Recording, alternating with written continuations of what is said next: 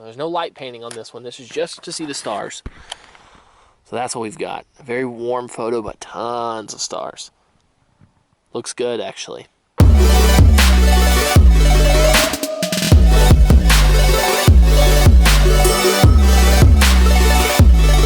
What it is, YouTube. So I'm coming to you today a little bit on the frustrated side. I planned on having a new lens today, but that didn't happen. 3 weeks ago, I ordered a lens. I'm not going to say from where I ordered it, but it was the Samyang 14mm f2.8 lens. However, I made a mistake, and I didn't realize that the lens that I ordered wasn't for a Canon. It was for a Pentax. So, like this channel is all about being a noob, that's a really good noob mistake right there to make. I went ahead and returned the lens and explained what happened. They said it happens all the time, so that makes me feel a little bit more encouraged. So I returned the lens. They said for me to just include this piece of paper that showed that I wanted to exchange the lens. That was 2 weeks ago. They received it 2 weeks ago. However, I still haven't gotten anything. They let me know that they refunded the money. However, they didn't receive a piece of paper saying that there was supposed to be an exchange. So, although yes, this whole thing could have been avoided if I would have just paid attention a little bit closer to what I was ordering, but this is actually the first prime lens I've actually ever ordered. So, yeah, noob mistake, but it'll never happen again. So to any photographer out there who has ever done that before, you're not alone. I did it too. So what I wanted to do with that lens was I wanted to go out to this location that I absolutely love for astrophotography and take you through the whole process. However, it wouldn't have been genuine because that would have been the first time or one of the first times I've ever used that lens. So I wanted to take you through the process of astrophotography with a kit lens. Now I do have the Canon EOS 70D, which is a crop sensor camera, and I'm using the kit lens, the 18 to 55.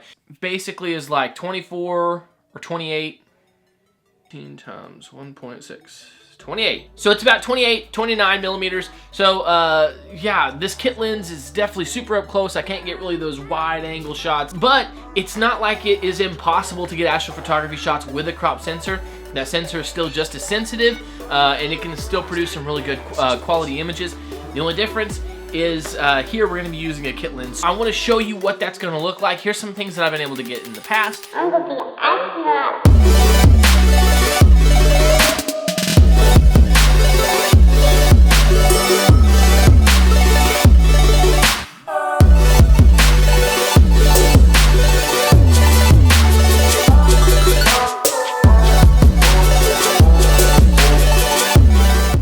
I'm really excited, so let's go ahead and go out there. One of the first things you have to think about when shooting astrophotography is location. That is definitely like the #1 criteria. Now, for me, I live in a town of about 22,000 people. But even trying to shoot those stars in town, in a smaller town like that, I still wouldn't get very much.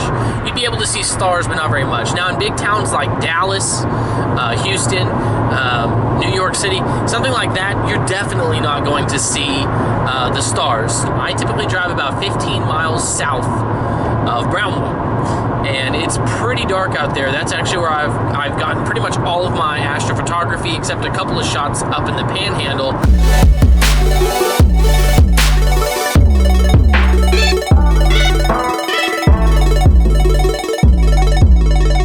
Okay, so this is where we're starting. This is just kind of going to be my test shot. So we have a shutter speed of 20 seconds. Aperture is at 3.5. That's the lowest this lens will go. And my ISO is at 3200. I also have my white balance set. I have that way too low. Wasn't even paying attention. I'm just going to set it at 5,000 to start off with. So like a dum-dum, I forgot to focus my camera while I was in town before I came out here, so I decided I'm going to have to do that out here. So I wanted to show you how I can do that, because usually what you do is you zoom in on a bright star. However, with an f3.5 lens, you can't do that. So I'm going to show you what you can do. So as you can see, there is this bright spot right there. That is not a star. That is a street light. Now that's far enough away that I can actually get it to focus. So now I should have it focused. I'm just going to point this camera up, take a quick shot. There's no light painting on this one. This is just to see the stars. So that's what we've got. A very warm photo, but tons of stars. Looks good, actually. Something that you can do if you are near a highway like I am, you can use cars to kind of light paint for you. Now there's a car coming right now, so we're gonna go ahead and hit the shutter release when they get closer, and we're just gonna kind of have them light paint this highway for us and see what stars we also get. So we're gonna start right now.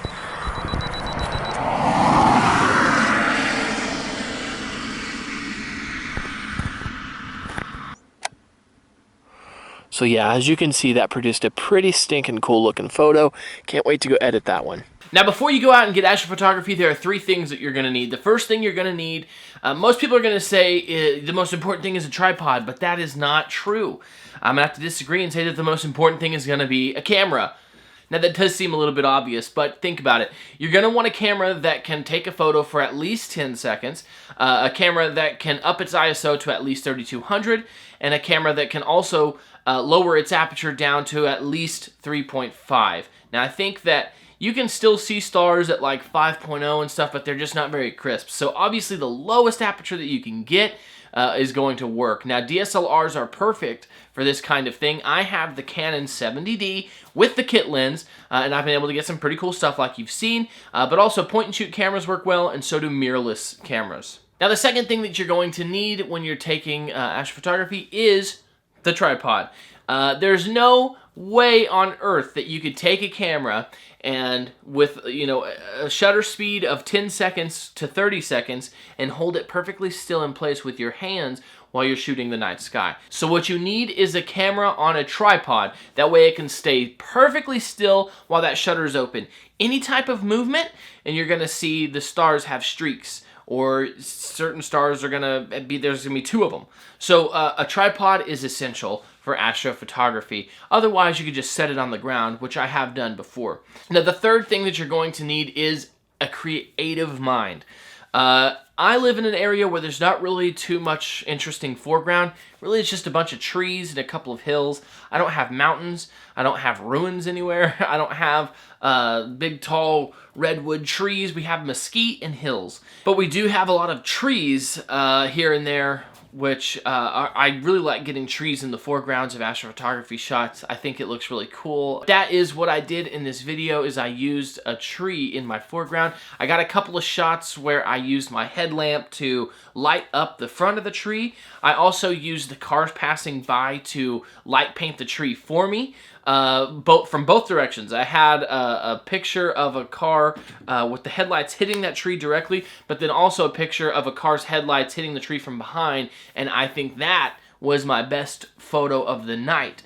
So, yeah, I hope that you learned something today. Astrophotography is my all-time favorite type of photography. I can't get enough of it, but that is why I'm waiting for that Samyang 14mm. So whenever I do get that, which I reordered it, should be here tomorrow, and I'm going to the Panhandle. I'm gonna get some really good shots up there. I'm hoping that at some point I can go to Caprock Canyon and get some awesome stuff in the foreground, and I'm going to compare the kit lens to the Rokinon 14mm just so you can see the difference that a lens can make. So you guys are awesome. Can't wait for the next video. Peace.